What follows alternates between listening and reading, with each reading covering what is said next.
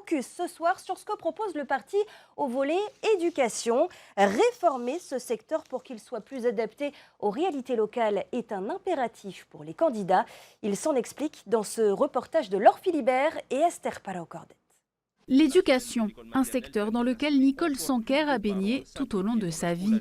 Fille d'un ancien ministre de l'Éducation, enseignante, elle hérite du portefeuille dédié lorsqu'elle intègre le gouvernement Fritsch entre 2014 et 2017.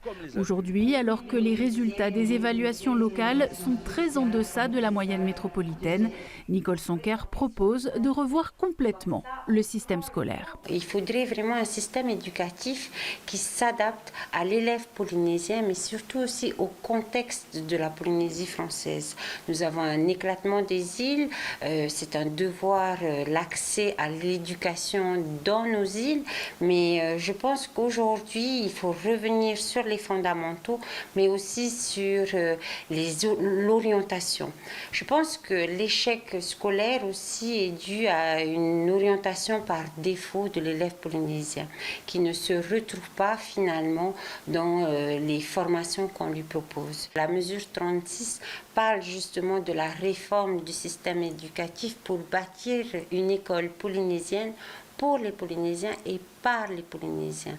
Alors, est-ce que c'est possible de pouvoir faire évoluer notre système éducatif? Moi, aujourd'hui, avec l'expérience que j'ai, je le dis oui, parce que la politique éducative est une compétence de la Polynésie française. En cas de victoire aux élections, l'ancienne ministre attendrait avant de changer les horaires de début des cours. Il y a une volonté du gouvernement de changer les horaires à la rentrée scolaire. Nous pensons que c'est un sujet qui implique quand même les communes, les associations, les parents et qu'il faut prendre le temps d'en discuter.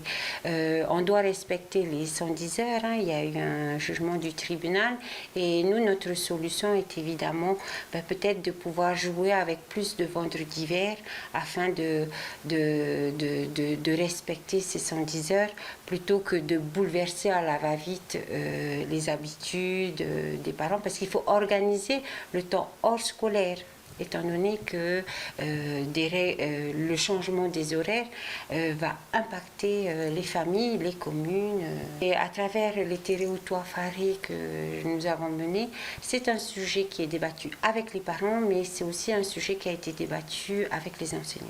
Quant à l'apprentissage du Reo Tahiti à l'école, Aherea Polynesia prône une consultation des familles. Nous proposons dans notre programme le référendum local pour interroger la population sur ce qu'ils pensent.